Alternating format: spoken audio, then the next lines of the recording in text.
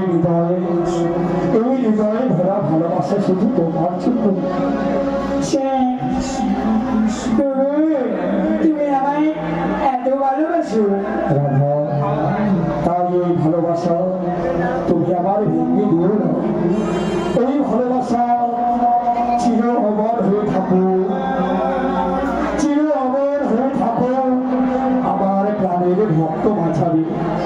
সত্যি সত্যি বলেছো তুমি প্রভু, এই রাধা কৃষ্ণের প্রেম ভালোবাসা যুগে যুগে চির অমর হয়ে থাকবে।